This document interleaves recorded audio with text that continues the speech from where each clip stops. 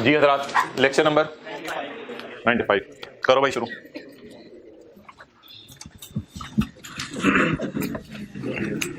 ये पिछली क्लास में प्रेफरेंस शेयर वाले नोट्स बांटे थे, ये किसी के पास ना हो तो बता दे, दूसरे वाले नोट्स भी मुझे दे दो भाई। अभी जरा पॉज करो, जरूरत नहीं है, आप व्हाइट बोर्ड की तरफ देखें। अच्छा भाई, ये लास्ट क्लास के अंदर बात हुई थी, इसको जरा देख लें। बिजनेस में जो फाइनेंस प्रोवाइडर होते हैं, जो पैसे देते हैं, वो एक तो होते हैं एक होते हैं ऑर्डिनरी शेयर होल्डर्स, एक होते हैं प्रेफरेंस शेयर होल्डर्स। ये जो प्रेफरेंस शेयर होल्डर के साथ इरिडीमेबल लिखा हुआ है ना, इसका मतलब इनको हमने कैपिटल वापस नहीं करना। फिर बैंक से आप लेते हैं लोन, थोड़ा नीचे होकर गुजरो, बैंक से लेते हैं लोन, लोन तो वापस करना होता है। इसी तरह कुछ प्रेफरेंस शेयर होल्डर ऐसे होते हैं जिनको हमने पैसे वापस कर देने होते हैं, रीडीमेबल प्रेफरेंस शेयर। ठीक है जी। तो ऑर्डिनरी शेयर होल्डर्स की तरह ये वाले प्रेफरेंस शेयर होल्डर होते हैं क्योंकि इन्हें पैसे वापस, और बैंक लोन की तरह ये वाले प्रेफरेंस शेयर होल्डर होते हैं क्योंकि इन्हें पैसे रीडीम वापस कर देने। क्लियर? अब ये लोग भी पैसा मांगेंगे, ये लोग भी बिजनेस से रिटर्न मांगेंगे, ये लोग भी रिटर्न मांगेंगे, ये भी रिटर्न मांगेंगे। इन तीनों का शेयर प्रीमियम रिटर्न अर्निंग तो हटाएं, इन तीनों का रिटर्न फिक्स होता है। इन तीनों का रिटर्न, इन दोनों को जो पेमेंट्स जाती हैं उसका नाम इंटरेस्ट और डिविडेंड होता है, और इन दोनों को जो पेमेंट्स जाती हैं वो P&L में फाइनेंस कॉस्ट में माइनस होती हैं। इसको इंटरेस्ट जाता है लेकिन है फाइनेंस कॉस्ट ही, इसको डिविडेंड जाता है लेकिन है, तो ये लोन की तरह की चीज है, 100% कोई फर्क नहीं है। लोन ही की जगह आता है बैलेंस शीट में, P&L में भी इंटरेस्ट के साथ आ जाता है। और वो शेयर होल्डर्स जिनको हमने ऑर्डिनरी पे प्रेफरेंस देनी है, इनको सबसे पहले पैट जब इधर आके पार्क हो जाएगा तो स्टेटमेंट इन इक्विटी में अर्निंग सबसे पहले इनको बांटेंगे, dividend of preference share, irredeemable preference share holders. अगर कोई प्रॉफिट बच गए तो किनको बांटेंगे? ऑर्डिनरी। लेकिन ये बचा कुचा प्रॉफिट बांटेंगे, ये ज्यादा भी हो सकता है, कम भी हो सकता है। क्लियर? ये कहां नजर आएंगे? बैलेंस शीट में, इक्विटी में। ये कहां नजर आएंगे? इंटरेस्ट और डिविडेंड इनका फाइनेंस कॉस्ट में, P&L में।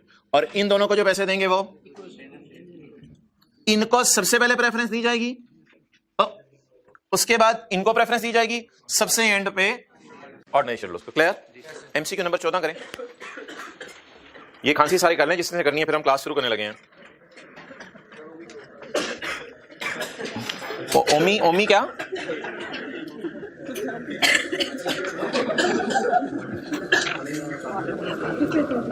आप लोग सीरियस हो जाते हैं। कौन सा एमसीक्यू नंबर?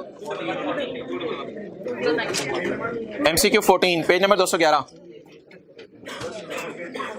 क्या चाहिए? हाँ जी, इधर ही रहो, पढ़ें यार जल्दी जल्दी। MCQ. Iron limited has 5% of 30 million redeemable preference shares. Iron limited has बोले 5% of redeemable preference, 5% redeemable preference shares, rupees 30 million, rupees 30 million. भाईजान ये सरमाया है, ये इसका डिविडेंड नहीं है, ये सरमाया है। तो इनका कितना रिडीमेबल शेयर? ये लोन है, एक तरह का लोन है, और जिसको हमने लास्ट क्लास में पढ़ा था, issued debentures, issued redeemable preference shares. Clear? इन पर रखती है कॉपीज? ठीक है जाए।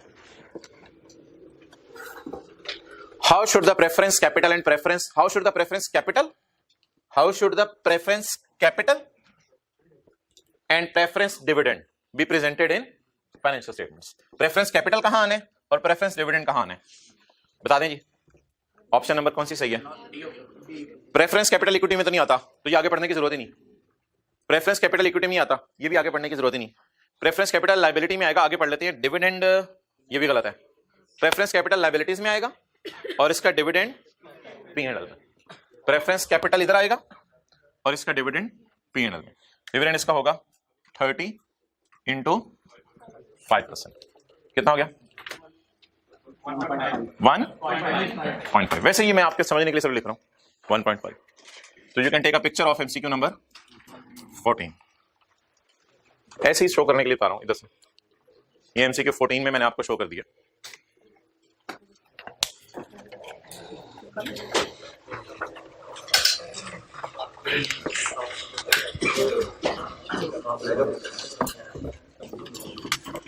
ओके,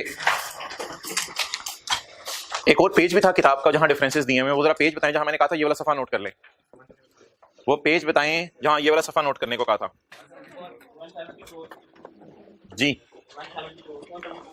अच्छा, लास्ट क्लास में कुछ हजरात नहीं आए थे तो ये वाला सफा उनके पास नहीं है, तो वो बता दें कौन से हजरात हैं।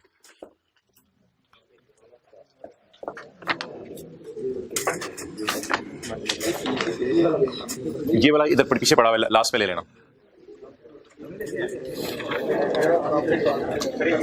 जी। जी लास्ट क्लास में कुछ हजरात नहीं आए थे, ये वाला सफा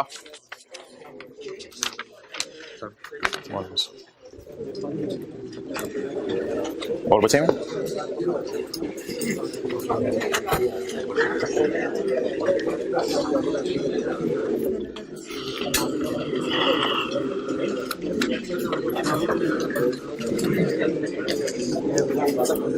अच्छा भाई, सारे हजरात अब अटेंटिव हो जाएं। लास्ट क्लास में ये पेज बांटा गया था,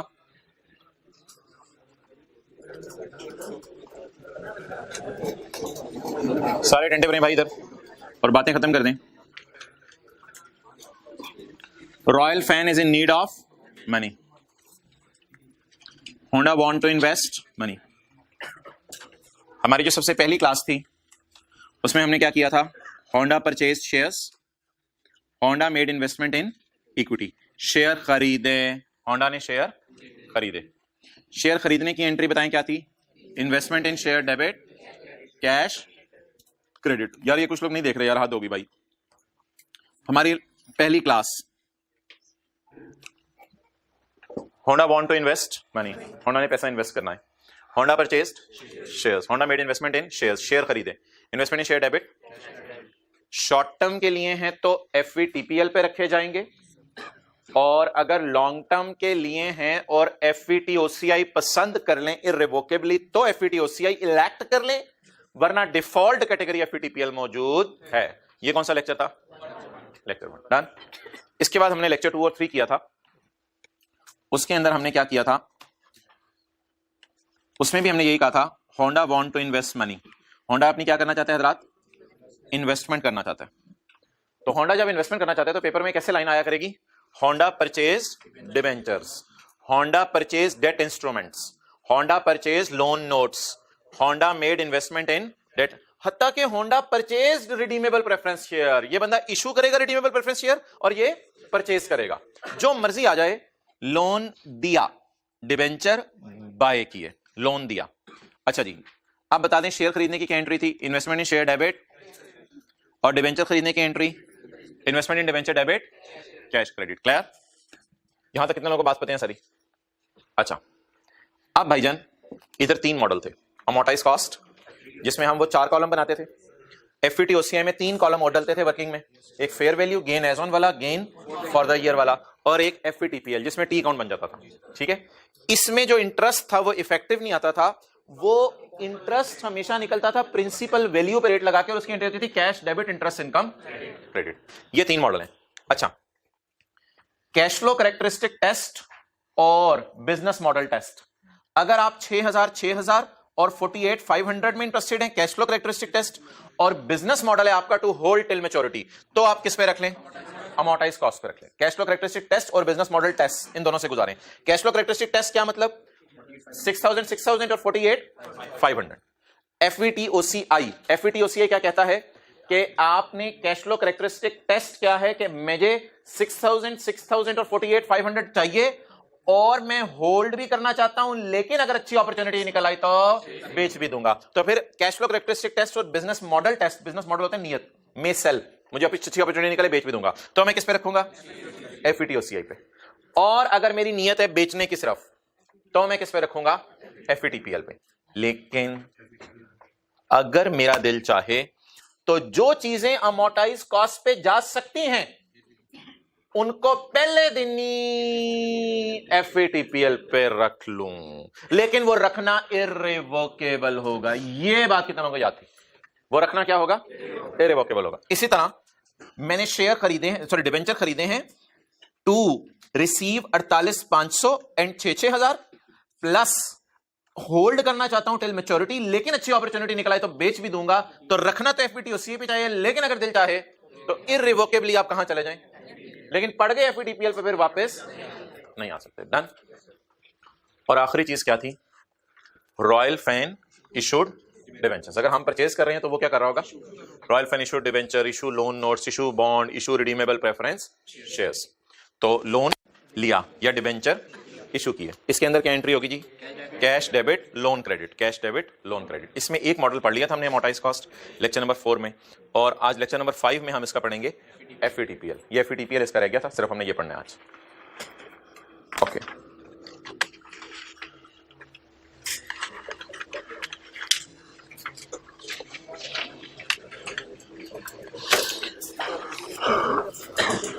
ये यार मिटा दो।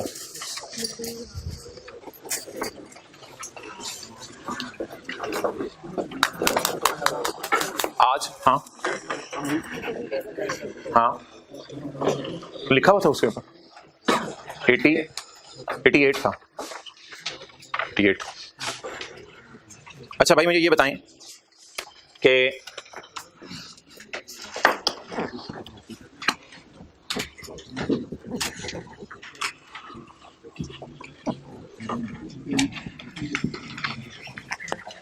यस और नो में जवाब दें। लाइबिलिटी बिक सकती है? 15 से 20 मिनट आपकी टेंशन चाहिए होगी काफी। लाइबिलिटी बिक सकती है? जी बिल्कुल, लाइबिलिटी बिक सकती है। मिसाल के तौर पे मैंने 88 था उसका, मैंने सर आसिफ को कहा कि सर आसिफ भाई मैं जो है वो जा रहा हूं तुर्की, बाय बाय अल्लाह हाफिज, ठीक है। अच्छा अब जो है वो मैं जा रहा हूं तुर्की, बाय बाय अल्लाह निगहबान। मेरा जो घर है, घर एसेट, वो भी मैं आपको बेच रहा हूं, आपने खरीदने खरीद लें। उन्होंने कहा ठीक है, मेरा जो घर है मैं वो भी आपको बेच रहा हूं, और कुछ मेरी लाइबिलिटीज भी हैं वो भी आपको मैं ट्रांसफर कर रहा हूं। अगर आपको बिग अच्छा लफ्ज़ नहीं लग रहा तो बिग की जगह मैं क्या लिख सकता हूं? ट्रांसफर। भाई खामोश रहे। तो लाइबिलिटी ट्रांसफर कर दी मैंने, लाइबिलिटी ट्रांसफर कर दी। उसमें मैंने आपको कहा सरासे का भाई ये घर भी आप खरीद लें, और 3 महीने का बिजली का बिल मैंने नहीं दिया हुआ। वैसे भी गर्मियां थी, बिल काफी ज्यादा आ रहा था, तो मैं बस चुप करके ना बस लंगाई जा रहा था काम। तो 3 महीने से मैंने बिजली का बिल भी नहीं दिया हुआ। जब मैंने 3 महीने से बिजली का बिल नहीं दिया हुआ तो ये मेरे पे लाइबिलिटी है, तो ये लाइबिलिटी भी मैं आप पर फेंकता हूं। तो उन्होंने कहा नेट कर करके कोई ना कोई प्राइस करके तय होगी, तो लाइबिलिटीज भी मैंने उन पर फेंक दी। अब मैं चला जाऊंगा एसेट्स को भी वो एंजॉय करेंगे क्योंकि उन्होंने घर खरीद लिया है, और उससे रिलेटेड लाइबिलिटीज। तो अक्सर बिजनेस में ऐसा होता है कि बिजनेसमैन अपनी लाइबिलिटीज दूसरे को क्या कर देते हैं? ट्रांसफर कर देते हैं। अपनी लाइबिलिटीज दूसरे को ट्रांसफर कर देते हैं। आप तो अक्सर अपनी लाइबिलिटी अब्बू को ट्रांसफर करते रहते हैं। अब्बू ये मेरे कंधों पे बोझ पड़ गया, फटा हो गया, अब्बू ये मैं लाइबिलिटी ना, मोटरसाइकिल किसी का जो है वो गड़बड़ हो गया, एक्सीडेंट हो गया, तो ये लाइबिलिटी मेरे कंधों पे पड़ गई, अब्बू मैं ये लाइबिलिटी क्या करता हूँ? आपको ट्रांसफर करता हूँ, आप इसको भुगते हैं अब्बू, क्योंकि मैं आपका बेटा हूं। ओके, तो लाइबिलिटी ट्रांसफर हो सकती है। अच्छा एक चीज बता दें जो आपने इंट्रो की क्लास में पढ़ी हुई थी कि अगर लाइबिलिटी बढ़ जाए तो आपको खुशी होती है या गम? गम होता है। लाइबिलिटी बढ़ जाए तो क्या होता है? गम। और अगर लाइबिलिटी कम हो जाए, कभी भी आपके कंधों से लाइबिलिटी कम हो जाए तो आपको क्या होती है? खुशी। ये एक एहसास है जो एहसास वाले बंदे को होता है। लाइबिलिटी बढ़ने पे क्या होती है? गम होता है, और लाइबिलिटी कम हो जाए तो खुशी होती है। क्वेश्चन 25 निकालें। अच्छा चलें एक बात बताएं,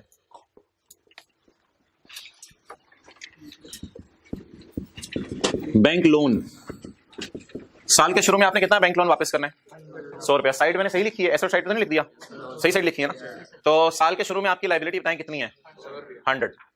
आपने जाके बैंक से निगोशिएशन की और बैंक से कहा भाईजान मैं तो डूब गया हूं।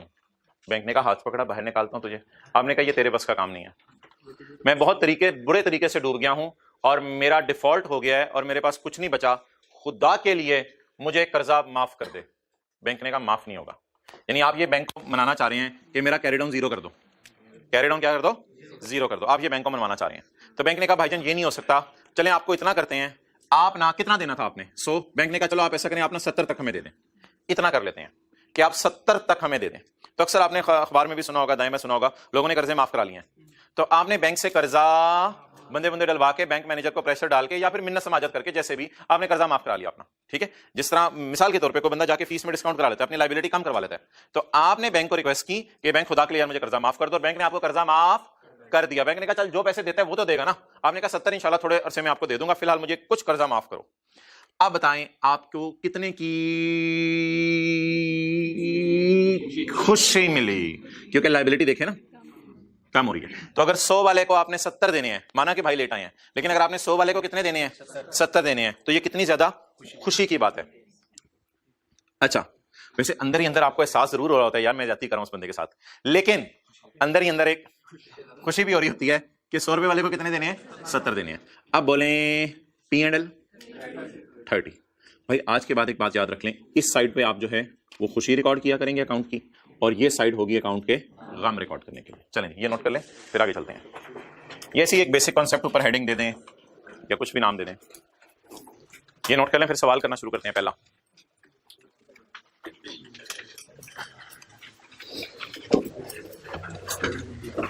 नीचे यहां उर्दू में पहले लिखें, बैंक को 100 देना था, बैंक से थोड़ा सा कर्जा माफ करवा लिया। बैंक को 100 देना था, उससे थोड़ा सा कर्जा माफ करवा लिया।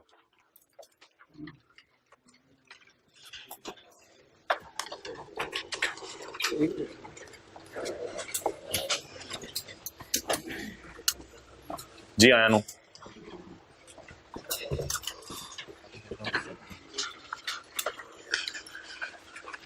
अच्छा हमारे जो आखिरी अब 2 टॉपिक रहेंगे ना कल से, IFRS 15 और फाइनल अकाउंट, तो इन दोनों को हम साइमल्टेनियसली चलाएंगे। हालांकि इन दोनों का आपस में लिंक कोई नहीं है, लेकिन फाइनल अकाउंट को और IFRS 15 को साइमल्टेनियसली चलाएंगे। दोनों में होमवर्क मेरा नहीं ख्याल इतना ज्यादा होगा, पता नहीं क्लासें खुलेंगी तो पता चलेगा, यानी कि क्लासें जब पढ़ाऊंगा तब पता चलेगा। इतना फाइनल अकाउंट में तो होमवर्क नहीं होगा, IFRS 15 में कुछ हो सकता है।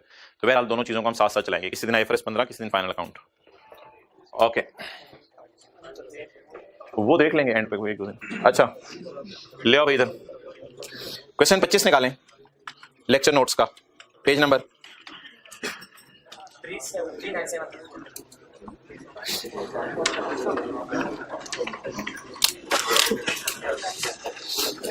397।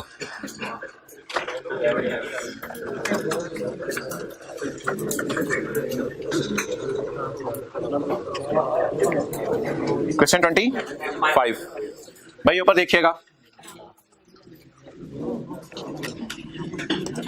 ये देखिएगा इधर,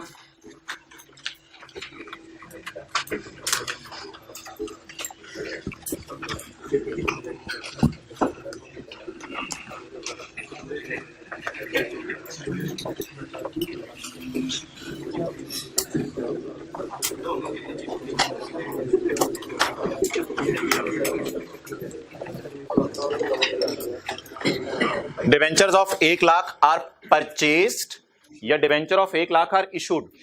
तो लिखें लोन लिया, लोन लिया, उधार लिया। यार ये पेज है 7।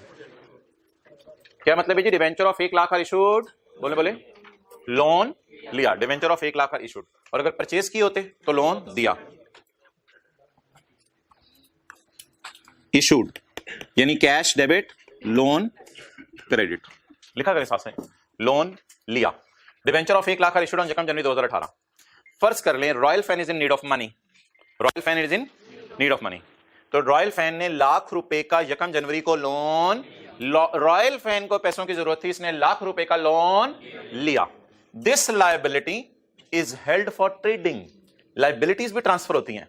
This liability is held for, ये लायबिलिटी मैंने ट्रांसफर करने के लिए रखी हुई थी। अच्छा, this liability is held for trading and therefore measured at, ये आखिरी मॉडल हमारा बचा हुआ है, therefore measured at FVTPL। Fair value of the liability at year end is, पहले साल के एंड पे 25,000, जैसे इधर देखें 100, तो साल के एंड पे 70, तो what is the fair value of liability at year end, and what is fair value at next year end. भाईजान FVTPL जब भी आ जाए, 3 किस्म के FVTPL हम पढ़ चुके हैं, 3 किस्म के FVTPL हम पढ़ चुके हैं, 1 2 3, तीसरा आज पढ़े हैं। FVTPL मॉडल जब भी आ जाए ना, तो आपने बस T अकाउंट बनाया करना है, आपने कोई वर्किंग शर्किंग के चक्कर में नहीं पड़ना, आपने सिर्फ क्या बनाया करना है, बोले वर्किंग में T अकाउंट। तो जैसे ही FVTPL आए ना किसी भी मॉडल में, फौरन जहन में ले आए वर्किंग का मतलब होगा T अकाउंट। कभी भी FVTPL आ जाए बस आपने फौरन T अकाउंट बनाना है। अच्छा, T अकाउंट आप अल्लाह का शुक्र है बना सकते हैं। ₹1,00,000 वाले को कितने देने हैं, 25,000, और फिर 25,000 कैरी डाउन हो जाएगा ये अगले साल का। अब 25,000 वाले को कितने देने हैं, 58। अब ये क्या चल रहा है, लाख लायबिलिटीज की फेयर वैल्यू क्या चल रहा है, तो इसको जरा समझिएगा।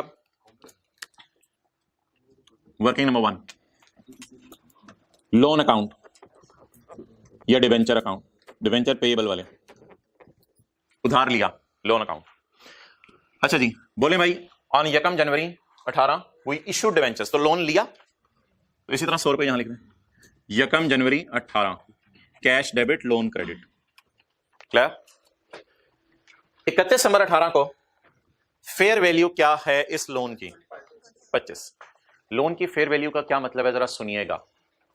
रॉयल फैन ने ₹1,00,000 लोन लिखला बंद। रॉयल फैन ने ₹1,00,000 लोन लिया था। रॉयल फैन ने ₹1,00,000 लोन, होंडा कह रहा है 25,000 भी दे जे तो बड़ी बात होगी। डिटीरियोरेट कर गई है उसकी क्रेडिट रेटिंग।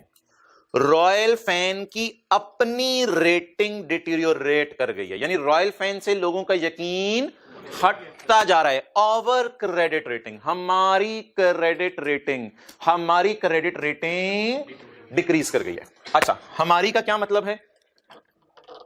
ये debentures of ₹1,00,000 are issued by Royal Fan. लिख लें, debentures of ₹1,00,000 are issued by Royal Fan. Deterioration in Royal Fan credit rating, deterioration in Royal Fan credit rating. जरा सोचिएगा एक बात, लोन किसने लिया हुआ है? रॉयल फैन ने। तो होंडा उम्मीद कर रहा होगा कि ये ₹1,00,000 मुझे वापस देगा, लेकिन रॉयल फैन ने कहा मेरी अपनी क्रेडिट रेटिंग डिक्रीज कर गई है, मेरे अपने बड़े बुरे हालात आ गए हैं, डिटीरियोरेट कर गई है। रॉयल फैन ने कहा मेरी अपनी रेटिंग। क्लियर? आज तक आपने जो क्रेडिट रेटिंग या वो पढ़ा था ना, वो इस एंगल से पढ़ा था कि हमारा डेटर पैसे लेके भाग सकता है। आज एक लफ्ज आपको मैं पढ़ा रहा हूं, ओवर क्रेडिट रेटिंग। हम होंडा को कह रहे हैं यार तूने ₹1,00,000 दिया हुआ था, 25,000 ही मेरी तरफ से आ गया ना, तो बड़ी गनीमत समझी, बड़े बुरे हालात मेरे चल रहे हैं। डिटीरियोरेशन इन बोले ओवर रेटिंग, हमारी रेटिंग डिक्रीज कर गई है। और वही बात हुई जो बैंक वाले कर्जे में थी। होंडा को जाके हमने कहा भाई तेरे से ₹1,00,000 लोन लिया था यार, बहुत बुरी मेरी रेटिंग हो गई है मार्केट में, मेरे से तुझे 25 भी मिल गया ना, बहुत बड़ी गनीमत समझे, बहुत बड़ी गनीमत, तेरी किस्मत होगी कि मेरे से तुझे कितना मिल जाए? 25 मिल जाए। तो बताएं, ये लायबिलिटी हमारी डिक्रीज कर गई। ₹1,00,000 की वाली लायबिलिटी कितने की हो गई? क्या डेट डालूं?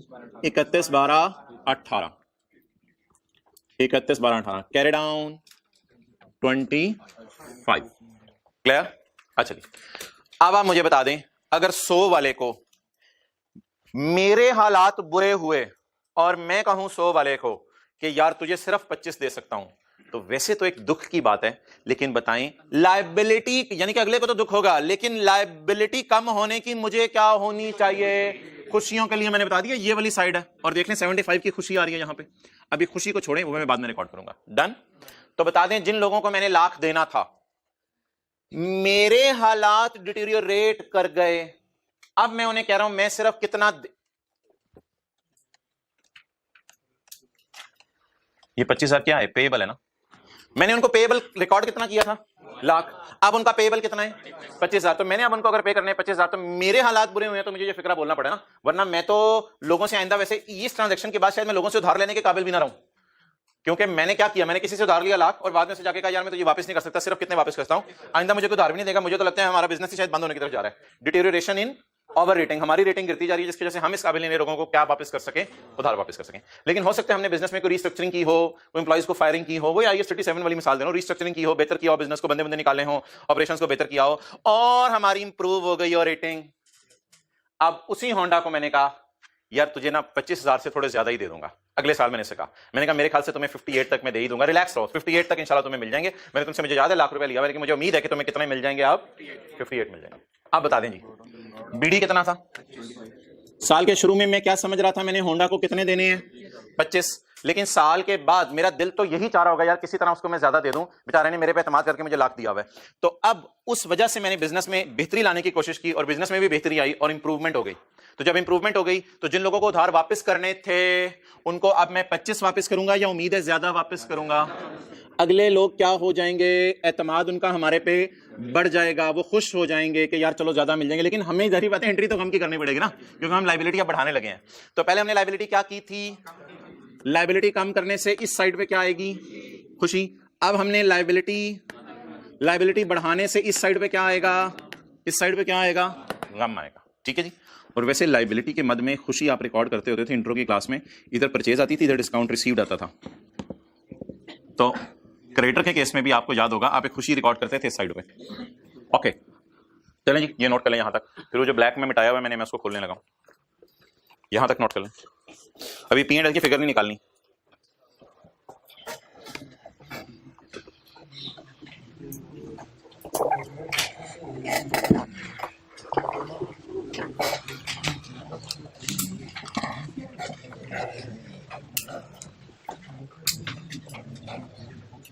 अच्छा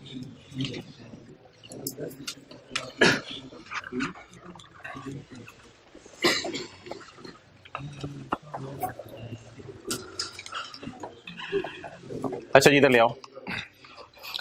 अच्छा ये डिबेंचर का अगर सवाल होता ना, ये शेयर्स का सवाल होता, तो फिर आप लोगों ने बड़े मजे से कर रहे होना था और मुझे कोई तफसील बतानी नहीं पड़नी थी। मिसाल के तौर पे जिस बंदे ने ये खरीदे हुए हैं डिबेंचर, उसके लिए मैंने सवाल बड़े मजे से कर रहे होना था। लाख रुपए इधर लिखता मैं, लाख रुपए की बजाय मुझे कितने आने हैं? सिर्फ 25 आने हैं। और अब अगला बंदा खुश हो जाएगा, 25 की बजाय मुझे कितने आने हैं? तो ये मैंने किसकी किताबों में अकाउंट खोल दिया? दूसरे की किताबों में, दूसरे की किताबों में। और ये तो मुझे समझाना भी ना पड़ता, बस अब छेती छेती ब्रॉड डाउन कॉरिडोर लगे होते। तो यार वही आइडियोलॉजी जहन में रखें बस। ये जो मैं लॉजिक सोच रहा हूँ, हमारे पे एतमाद बढ़ा और ये हुआ और वो हुआ, ये पेपर में नहीं याद रहने। तो पेपर में सादा सी बात है, क्या याद रहनी है? कितने का लोन लिया? लाख का। साल के आखिर में कैरी डाउन 25, अगले साल के आखिर में कैरी डाउन। बस ये करें पेपर में। कितना लोन लिया? साल के आखिर में कैरी डाउन, दूसरे साल के आखिर में कैरी डाउन, बस।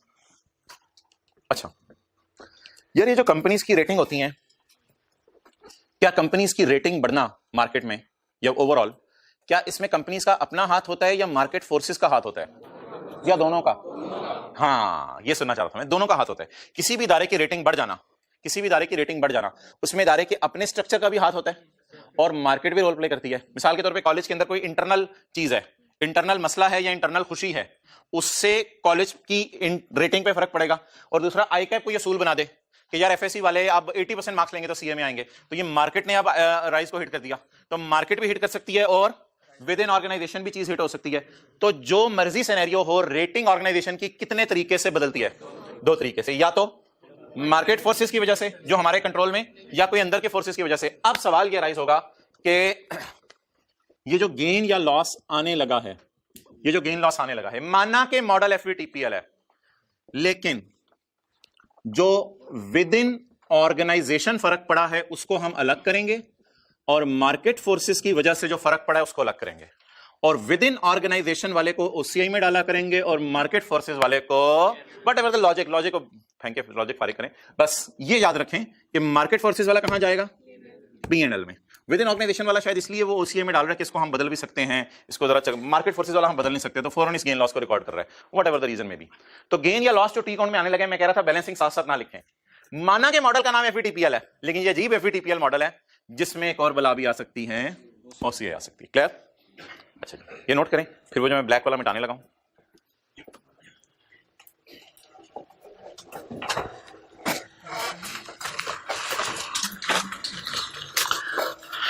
तो बता दें जी, किसी भी उधर ही रखो, किसी भी इदारे की रेटिंग अपने फैक्टर्स की वजह से भी हिट हो सकती है और मार्केट की वजह से भी हिट हो सकती है।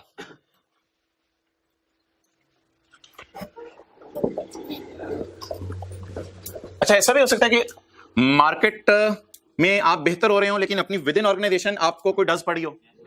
जरूरी तो नहीं कि इधर से भी आपको खुशी मिल रही हो, इधर से भी आपको खुशी मिल रही हो, ठीक है? हो सकता है दोनों तरफ से खुशी मिले, हो सकता है दोनों तरफ से, हो सकता है एक तरफ से खुशी मिले, एक तरफ से कम मिले। तो जिंदगी तो दोनों चीजों का नाम है। ओके पर्दे हटा दें, लाओ कैमरा, देखी जाएगी, देखी जाएगी। पहले साल से गेन ऑफ 20,000। अच्छा वैसे बता दें गेन है कितना? एक्सलेंट, गेन है कितना? 100 वाले को अगर आपने 25 वापस करने हैं तो खुशी कितने की है? 75 की खुशी है। खुशी के लिए साइड जाते, 100 वाले को 25 देने हैं तो कितनी बड़ी खुशी है? 75 की खुशी है। खुशी ऑफ 20 टोटल कितनी है? टोटल निकली होगी तो 20 की समझ आएगी ना। खुशी ऑफ 20, मैं ये भी कह सकता हूं आउट ऑफ 75, लेकिन लिखने की जरूरत नहीं। खुशी of 20 in fair value is attributable to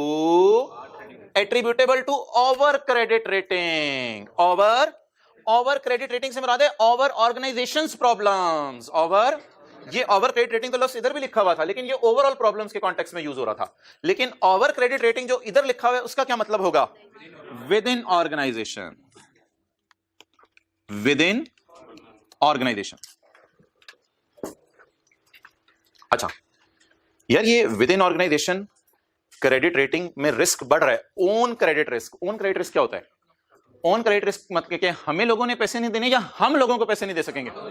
हम लोगों को पैसे नहीं दे सकेंगे। It is called as own credit risk. बता दें जी gain of 20,000 is due to over मसला। 20,000 हमारी वजह से है। इस 20,000 को कहां डालें? ओसीआई में। इस 20,000 को कहां डालें? और बाकी पी एंड एल। अब असूल ये हुआ करेगा, पहले आप ओसीआई की फिगर लिखा करेंगे, प्रायोरिटी इसको देंगे, और फिर सेकंड नंबर पे आप पी एंड एल निकाला करेंगे। पहले ओसीआई की फिगर ढूंढा करेंगे, फिर पी एंड एल बैलेंसिंग आया करेगा। ये भी लिख लें, पी एंड एल बैलेंसिंग आया करेगा। जी, हमारी वजह से खुशी कितनी, खुशी के लिए साइड सही चूज की है मैंने। गेन का मतलब खुशी होता है। बैलेंसिंग बताएं, इसको बैलेंसिंग लिखा मैंने, कितना 55। तो गेन को तोड़ के कितने हिस्सों में तकसीम कर दिया, 2 हिस्सों में।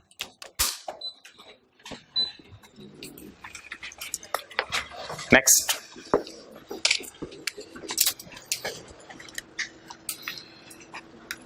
Loss of 42,000 in fair value is attributable to. अब ओवर शॉवर का लफ्ज किस कॉन्टेक्स्ट में यूज हो रहा है, विद इन ऑर्गेनाइजेशन कोई मसला, लिखें विद इन ऑर्गेनाइजेशन कोई मसला है। लॉस ऑफ 42,000, लॉस ऑफ 42, यार लॉस तो है ही 33, लॉस तो है ही 33, लॉस तो है ही 33, और वो कह रहा है लॉस ऑफ 42। समझ रहे हैं बात, लॉस कितना है 33 का, और वो कितना कह रहे हैं। जरा लिख के ट्राई करते हैं क्या स्टोरी बनेगी, लिख के ट्राई करते हैं क्या स्टोरी बनेगी। ये तो हमारी वजह से है, इसको कहां ले जाएं, कितना, जो सवाल कह रहे हैं, जो सवाल कह रहे हैं। मैंने आपको तरीका क्या बताया, ओसीआई को प्रायोरिटी देनी है जी, कितना 40। अब अगर टी काउंट टैली नहीं कर रहा तो मतलब इधर तो बैलेंसिंग आ ही नहीं रहा, अब बैलेंसिंग इधर, इसका मतलब है हमारे एतबार से तो शायद स्टिल खुशी थी, मार्केट के, सॉरी हमारे एतबार से लॉस था, हमारे एतबार से लॉस था, मार्केट के एतबार से स्टिल खुशी थी, इस वजह से पी एंड एल इधर आ रहा है। कितना आ गया 9।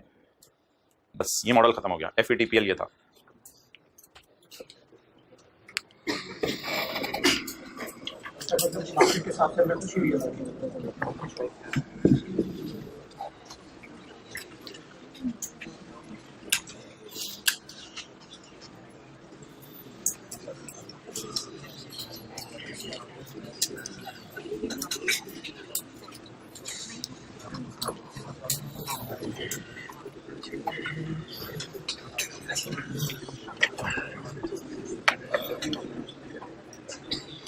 चलिए भाई, अब ये जरा पेपर में किस तरह चीजों को टेकअप करना है वो देखिएगा। आपने ज्यादा क्या कहते हैं अल्फाज में नहीं पढ़ना, क्योंकि अल्फाज पे ज्यादा पढ़ने की जरूरत नहीं है, शायद ये वाली लाइन की भी जरूरत नहीं है। आपने इजी इजी मार्क्स पेपर में कैसे गेन करने हैं वो देखते रहिएगा।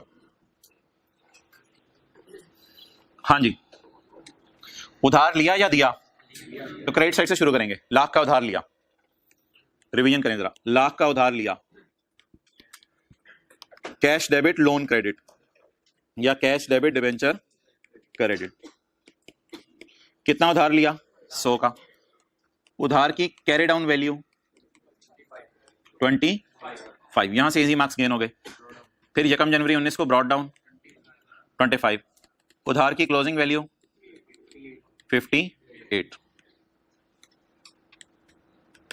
ये बना लेने के बाद P&L OCI के चक्कर में नहीं पड़ना आपने फिलहाल ये बना लेने के बाद सोचना है गेन आ रहा है या लॉस। 100 वाले को 25 वापस करने हैं, 75 की खुशी आ रही है, और 25 वाले को 58 वापस करने हैं, 33 का क्या आ रहा है, लॉस आ रहा है। ऐसे सोच लेना है। इसके बाद अगर ब्रैकेट में कुछ लिखा हो तो उसको देखना है। अब आपने अंग्रेजियां ज्यादा आपको समझ नहीं आनी, और मेरा ख्याल है कि इस तरह का सवाल भी पेपर में नहीं आएगा, क्योंकि आईके अपने स्टडी टेक्स्ट में भी ऐसा कोई सवाल नहीं डाला हुआ। शायद ये सीए फाइनल टाइप की चीजें हैं, लेकिन बहरहाल कुछ ना कुछ पेपर में खुदा ना खास्ता आ गया, स्टडी टेक्स्ट में तो कोई ऐसा सवाल नहीं है, तो हमें पता होना चाहिए। खुशी of 20 is attributable to over, market नहीं लिखा हुआ, खुशी of 20 is attributable to over. Over वाली कहां डालनी है, ओसी में। पहले ऐसा करें, खुशी वाली साइड ये गम वाली साइड है और ये खुशी वाली साइड है, तो खुशी रिकॉर्ड कर दें 20 की। अब बैलेंसिंग चाहे इधर आए इधर आए, हमारी बला से बैलेंसिंग कहीं भी आ सकता है, तो बैलेंसिंग बता दें कितना आ रहा है 50। बस अपनी वाली फिगर पहले डाल देनी है ओसीआई में, बाद में मार्केट वाली फिगर पॉजिटिव आए नेगेटिव आए हमारी बला से। अच्छा, गम ऑफ 42 रिलेट टू ओवर, गम हमारी वजह से। अब बता दें ओवर वाला किधर, ओसीआई में डालना है, लेकिन गम के लिए ये वाली साइड है और खुशी के लिए ये वाली साइड है, तो गम डालना है कितने का, 42 का। तो 42 का जब हमने गम डाला तो बस अकाउंट को अपने हाल पे छोड़ दें, जहां भी बैलेंसिंग आते हैं आने दें। किस साइड पे बैलेंसिंग आ रहा है, अब अब अकाउंट बैलेंसिंग आ रहा है खुशी वाली साइड पे, कितना 9, डन। अच्छा यार अब एंट्रीज जरा सोचें क्या बनेगी, एंट्रीज व्हाइट बोर्ड पर लिख लेते हैं। एंट्रीज क्या बनेगी, 2018 और 2019। 1 जनवरी 18 कैश डेबिट, फाइनेंशियल लाइबिलिटी या डिबेंचर या loan credit, cash debit loan credit, कितने से 100 से। ये पहली एंट्री होगी, लोन लिया। अच्छा अगर कोई ट्रांजैक्शन कॉस्ट होगी ना इधर, तो एफईटीपीएल के हर मॉडल में ट्रांजैक्शन कॉस्ट कहां जानी है, एक्सपेंसेस में जानी है। एफईटीपीएल में आपको पता है हमेशा एक्सपेंसेस में जाती है ट्रांजैक्शन कॉस्ट, T.C ट्रांजैक्शन, हमारे साल में है ही नहीं। 31/12/18 को इंटरेस्ट फेस वैल्यू पे होता है, कभी भी फेयर वैल्यू पे इंटरेस्ट पे नहीं होता। इंटरेस्ट हमेशा किस पे होता है, फेस वैल्यू पे। तो ₹1,00,000 इसकी फेस वैल्यू है, उसके ऊपर इंटरेस्ट का रेट लगेगा कूपन वाला, और एंट्री आपको पता है एफईटीपीएल में डायरेक्टली जाती है, किसी टी अकाउंट को हिट नहीं करती, interest expense debit cash credit. वो सवाल में भी रेट गिवन नहीं है, लेकिन लगेगा किस पे, फेस वैल्यू पे। तो 100 के ऊपर इंटरेस्ट रेट अगर 8% हुआ तो ₹8 यहां पे इंटरेस्ट आ जाएगा, और ये अकाउंट को हिट नहीं करेगा। ये तो इंटरेस्ट की एंट्री होगी। हमारे सवाल में तो ये दोनों एंट्रीज नहीं थी। आप बता दें हमारे सवाल में क्या एंट्री करें, लोन डेबिट, ओसीआई क्रेडिट और P&L credit. Clear, loan debit, OCI credit और P&L। अच्छा मेरा ये मशवरा होगा, आपको अगले साल ये बात ज्यादा बेहतर समझ आएगी। पहले ना खुशियों को रिकॉर्ड कर लें, लोन का अकाउंट एंट्री में बैलेंसिंग निकालिएगा। इसकी एक वजह है, क्योंकि ये कभी खुशी गम भी पड़ा होता है तो फिर वो लोन का अकाउंट आपसे टैकल नहीं होना। तो मेरा ये मशवरा है कि पहले ना ये दोनों क्या है, ये साइड किसके लिए है, पहले खुशियों को रिकॉर्ड कर लें। Fair value reserve, fair value reserve खुशी कितनी जी, 20 की, और P&L या फेयर वैल्यू गेन जो भी आप लिख लें, ये तो OCI में जाने ना जी, 55। और 31/12/18 को फाइनेंशियल लाइबिलिटी डेबिट। तो फाइनेंशियल लाइबिलिटी डेबिट बेहतर है एंट्री में इसके साथ बैलेंसिंग निकले। इधर तो मैं कहता था ना P&L बैलेंसिंग आएगा, तो एंट्रीज टैकल करना मुश्किल हो जाएगा, इधर लाइबिलिटी के साथ बैलेंसिंग लिख लीजिएगा। ये क्या है साइड, खुशी की। ये कौन सी साइड है, खुशी की। ये दोनों खुशियां हैं, खुशियों को डालें, लोन को बैलेंसिंग निकालें। कुछ और कुछ और कुछ और कुछ और, यार खुदा के लिए ब्लू मार्कर, बैलेंस बताएं फेयर वैल्यू रिजर्व का किस साइड पे आ रहा है, डेबिट पे क्रेडिट पे। अब तो ये काफी रिवाइज हो गया, क्रेडिट पे कितना 20, तो फॉर द ईयर भी 20, एज ऑन भी 20। अब एक मिनट नोट ना करें, अगले साल की एंट्रीज इंशाल्लाह आप खुद करवा देंगे, नोट ना करें। अगले साल लोन लिया, अगले साल ट्रांजैक्शन कॉस्ट पे की, सवाल में इंटरेस्ट रेट गिवन है, तो लेकिन अगले साल एंट्री तो होगी ना इंटरेस्ट की, अगर होता तो 31/12/19 लोन लिया हुआ भाईजान, एक्सपेंस आएगा, interest expense debit cash credit, और फेस वैल्यू के ऊपर हमेशा कूपन रेट लगेगा, 100 की वैल्यू के ऊपर हमेशा कूपन रेट लगेगा। अगली एंट्री आप बता दें, मैंने आपको क्या तरीका बताया, पहले लाइबिलिटी निकालें या पहले रिजर्व और P&L लेगा। ये साइड बता दें किसके लिए है, और ये गम को रिकॉर्ड करें, फेयर वैल्यू रिजर्व डेबिट। भाई थोड़ा सा नीचे जो, जज़ाकल्लाह। फेयर वैल्यू रिजर्व डेबिट कितने से, 42 से। P&L खुशी है, खुशी क्या करें जी, 9।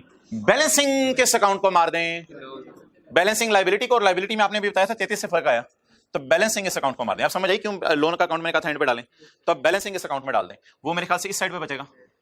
तो लोन अकाउंट या फाइनेंशियल लाइबिलिटी अकाउंट जी 33।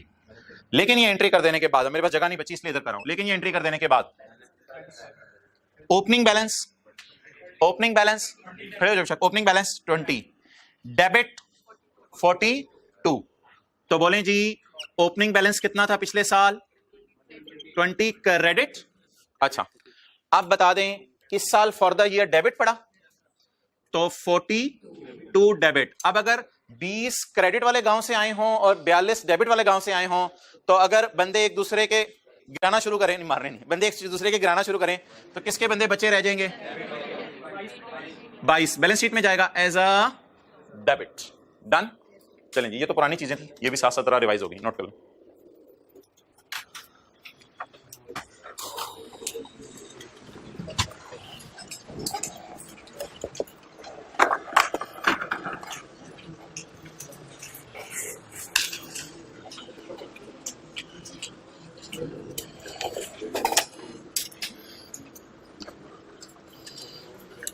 भाई ये कैमरा इधर लाओ। भाई शुक्र है सारी एंट्रीज हुई हुई हैं, जिनको सही नजर नहीं आ रही ये देख लें, इधर लाओ जरा। ये 100 रुपए की एंट्री, ये ट्रांजैक्शन कॉस्ट की एंट्री, ये इंटरेस्ट एक्सपेंस की एंट्री किस पे होगा? कूपन रेट पे। आगे लिख लें एट फेस वैल्यू, किताब पे फेस वैल्यू पे। और अगले सफे पे देखें वही 75 वाली और 20 और 55 वाली एंट्री, और ये देख लें 20 रुपए का क्रेडिट बैलेंस आ रहा है, फिर 20 का क्रेडिट और 42 का डेबिट, नेट सारी एंट्रीज हुई हुई है। लेकिन बहरहाल फिर भी कैमरा उधर कर दो।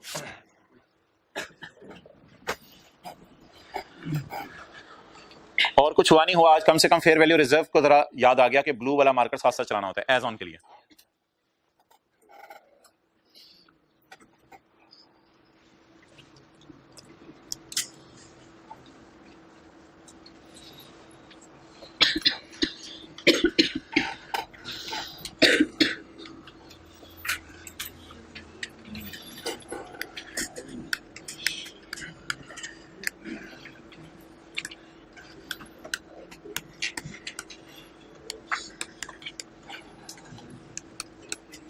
ले आओ ये इधर, SOCI P&L 2019 और 2018। बताएं जी। इंटरेस्ट एक्सपेंस नेगेटिव साइन के साथ आएगा 0 ट्रांजैक्शन कॉस्ट एक्सपेंस दूसरे साल तो नहीं आ सकती, पहले साल ही आएगी, अगर आई तो 0। डन। अच्छा अब अगली फिगर्स तो पोस्ट करनी पड़ेंगी, वो जरा देख लें। खुशी कितने की है?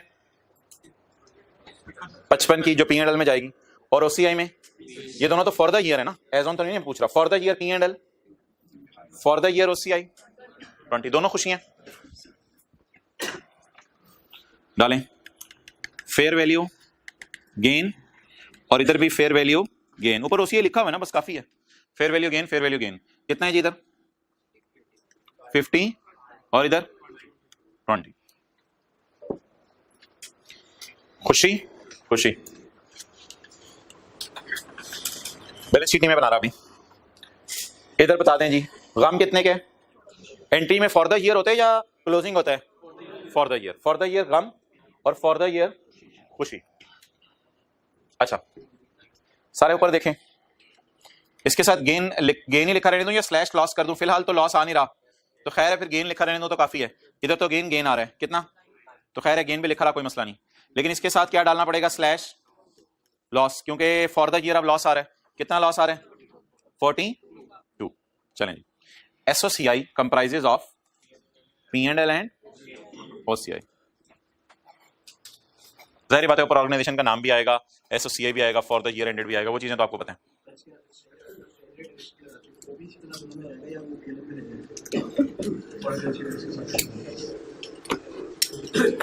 वो डिस्क कर लेंगे, वैसे ये तो स्कोप में नहीं है, लेकिन फिर भी मैं कॉलम देख के बता दूंगा। अच्छा जी, it is about SOCI। Now will move towards बोले SOFP। अच्छा आज होमवर्क में ना 4 सवाल डाले हैं, कोई 10-15 मिनट वाले, लेकिन वो 4 सवाल मैंने आपको बताऊंगा नहीं कि वो कौन से वाले हैं। शेयर खरीदने वाले हैं, डिवेंचर खरीदने वाले हैं, या डिवेंचर इशू करने वाले हैं। तो वो 4 सवाल होमवर्क में डाले हैं आज 10-15 मिनट वाले। तो आप जरा देख के उनको पहले डिसाइड कर लीजिएगा कौन से सवाल हैं, लेकिन इंशाल्लाह जल्दी हो जाएंगे। जरा ढूंढ लीजिएगा, शेयर खरीदे हैं या डिवेंचर खरीदे हैं या डिवेंचर इशू किए हैं। क्लियर? ओके। बैलेंस शीट में पहले तो इजी मार्क्स लें। लायबिलिटी नहीं यार, इक्विटी ऊपर आती है, फिर लायबिलिटी आती है। इक्विटी में फेयर वैल्यू रिजर्व, और फिर क्या आएंगी? लायबिलिटीज में फाइनेंशियल लायबिलिटी डिबेंचर्स जी 2019-2018। ये तो 25 रुपए और वो 58 था ना, कैरी डाउन। ये तो 25 और 58 आ गया। इसका जरा फेयर वैल्यू रिजर्व बताएं कितना है, ब्लू मार्कर वाला बताएं जी। एज ऑन खुशी और एज ऑन गम। अच्छा देखें, इधर गेन लॉस का लफ्ज नहीं लिखना होता, इधर गेन लॉस के पास रिजर्व काफी है।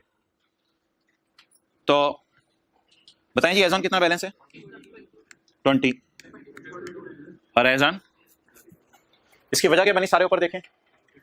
फॉर द ईयर क्या थी? नहीं, फॉर द ईयर क्या थी? खुशी। एज ऑन भी क्या थी? ये बात समझ आ गई। फॉर द ईयर क्या था? गम। ओपनिंग खुशी थी, ओपनिंग खुशी भी जब गम डाला तो नेट क्या बच गया? गम बच गया। तो बैलेंस शीट में बैलेंस नहीं जाएगा, बैलेंस शीट में P&L में क्या जाएगा? बताएं। P&L में तो जनरल एंट्रीज वाली चीजें जाती हैं और बैलेंस शीट में एज ऑन वाली।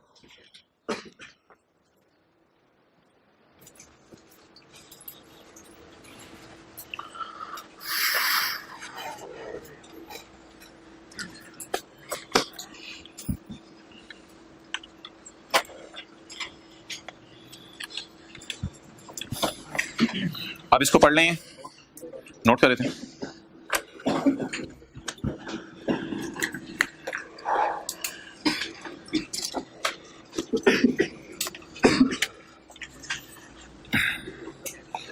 अब कल आपने जो है जरा तैयार होकर आने और 9:40 पे 8:40 पे पूरे पहुंच जाइएगा। पहले 5-7 मिनट ना सारा IFRS 9 रिवाइज करेंगे, फिर उसके बाद आगे चलेंगे। अच्छा आप मुझे ये बता दें, वो एक सफ़ा होता है जहां पे इसकी सारी समरी लिखी होती है, कहाँ कहाँ क्या क्या करना है, वो सफ़ा हमारे लिए बड़ा ज़रूरी है। पेज नंबर 174, 178 है मेरे ख्याल से, तो यार 178 मेरे ख्याल से मैंने जो लिखा हुआ, सफ़ा नंबर गलत ना हो कहीं। पेज 178 ही है ना?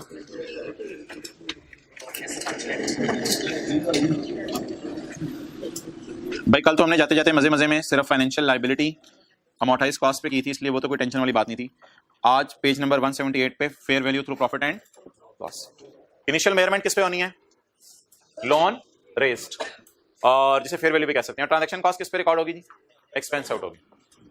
इनिशियल मेजरमेंट जो लोन लिया उस पे होगी, और ट्रांजैक्शन कॉस्ट कहां जाएगी? एक्सपेंस आउट होगी। इंटरेस्ट एक्सपेंस कूपन लिखें इसको, कूपन मतलब होता है कूपन रेट पे जाएगा, और कहां जाएगा? P&L में। इंटरेस्ट तो हमेशा P&L में जाएगा। मेजरमेंट एट रिपोर्टिंग डेट, देखें इधर, measurement at reporting date, fair value पे मेजर करना है, अमोर्टाइज कॉस्ट नहीं। The debt liability will be revalued to fair value along with gain or loss shown in P&L. However, any change due to company's own credit rating is recorded in, हमारी वजह से कोई मसला है तो वो कहां जाएगा? OCA में जाएगा।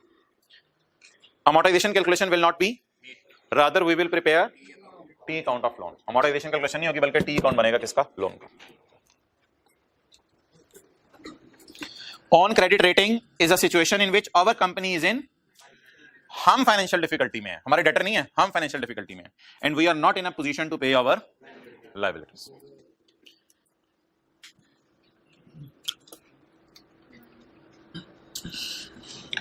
अच्छा यार, एक आखिरी बहस बच गई है हमारी कि कब अमोर्टाइज कॉस्ट यूज करना है और कब FVTPL यूज करना है। तो इसके लिए ये 5-7 मिनट जरा आपने टेंटिव रहने। फाइनेंशियल लायबिलिटी, अमोर्टाइज कॉस्ट कौन सी कैटेगरी है, यानी पसंदीदा कैटेगरी कौन सी है? अमोर्टाइज कॉस्ट, जिसका हमने कल की क्लास में सवाल किया था। वो जो 3 सवाल, दो एडजस्टमेंट थी, उसमें कौन सा क्वेश्चन था? क्वेश्चन नंबर 21 था, 22 था। कल की क्लास में जो आखिरी सवाल किया था 23, और आज की क्लास में कौन सा किया? 25। ओके, फाइनेंशियल लायबिलिटी FVTPL पे कब जानी है? FVTPL का क्या मतलब है? ये वाला मॉडल। फाइनेंशियल लायबिलिटी FVTPL पे कब जानी है? अगर लायबिलिटी हमने किस लिए रखी हो? बेचने के लिए, या if any of the two below is fulfilled. हमारी मैनेजमेंट इंटरेस्टेड है कि वो इवेल्युएट करेगी फेयर वैल्यू बेस पे लायबिलिटीज को, और मैनेजमेंट ने ये अपनी पॉलिसी बनाई हुई है। मुझे कोई ऐसा स्टैंडर्ड बताएं जिसमें मैनेजमेंट की बेस पर हम डिस्क्लोजर बनाते थे, मैनेजमेंट के कहने पे डिस्क्लोजर बनाते थे। IFRS 8 कहता था अगर CODM chief operating decision maker पसंद करता है जियोग्राफिकल बेस पे, तो फिर आप लंदन और पाकिस्तान और चाइना ये वाले बना दो, और अगर CODM कहते हैं नहीं, मुझे चाहिए मोबाइल्स, एसी और ये आपने जो है बाकी चीजें बेची, तो फिर आप ज्योग्राफिकल बेस पे भी बना सकते हो, प्रोडक्ट बेस पे भी बना सकते हो। तो क्या मैनेजमेंट की पसंद पर हम अपना डिसीजन बदल लेते थे डिस्क्लोजर्स का? तो IFRS 8 में हमने कॉन्सेप्ट सीखा था कि मैनेजमेंट के कहने पे हम अपना डिसीजन बदल लेते हैं। तो मोहतराम, अगर स्टैंडर्ड में मैनेजमेंट की यह ख्वाहिश हो कि मैंने लायबिलिटीज को किस पे रखना है, फेयर वैल्यू पे, तो लायबिलिटीज को किस पे रख दें, फेयर वैल्यू पे। अच्छा भाई, ये जो दोनों सिनेरियोज है ना, ये अमोर्टाइज्ड कॉस्ट पर रखने थे, लेकिन FVTPL पे रखेंगे, FVTPL पे रखेंगे। जरा बात गौर से समझनी है आपने। जो लायबिलिटी ट्रेडिंग के लिए है उसको तो FVTPL पे रखो, लेकिन जो ट्रेडिंग के लिए नहीं है और मैनेजमेंट चाहती है कि FVTPL पे रखें, तो भी उसको आप FVTPL पे रख सकते हैं। ऐसे एरो बनेगा। इन दो सूरत, सुनते रहिएगा, नोट ना करें। If any of the two is fulfilled, अगर इन दोनों में से कोई एक बात हो जाए, तो ये ट्रेडिंग के लिए तो है नहीं। अगर ट्रेडिंग के लिए है तो फिर तो, अगर ट्रेडिंग के लिए नहीं है और मैनेजमेंट चाहती है कि FVTPL पे रखें, तो आप किस पे रख दें? अमोर्टाइज कॉस्ट पर रखने थे, लेकिन FVTPL पे रखेंगे। अजीब अजीब सी बातें शुरू होगी ना आखिरी दिन, कल रिवाइज करानी पड़ेंगी। ये थोड़ी सी अजीब सी बात है, कल रिवाइज करेंगे, इंशाल्लाह पक्की हो जाएगी। वो उधार ट्रांसफर करने के लिए रख सकते हैं, उधार में भी हमें फायदा होता है, अगला बंदा समझे फायदा नुकसान, उधार ट्रेडिंग के लिए रख सकते हैं लोग, कोई मसला नहीं। Okay,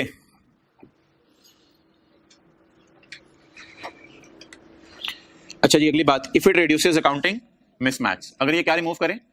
accounting mismatch. Accounting mismatch क्या होता है जी? आज वाले जो नोट्स हैं, उन नोट्स में अपलोड जो मैंने किए हैं, उसमें पेज 78 वाला अकाउंटिंग मिसमैच में जरा समझाने लगा हूं आपको क्या होता है। हमने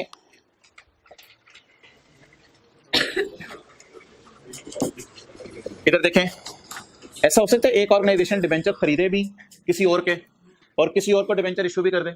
इज इट पॉसिबल कि हम डिबेंचर खरीदें भी और डिबेंचर इशू भी कर दें?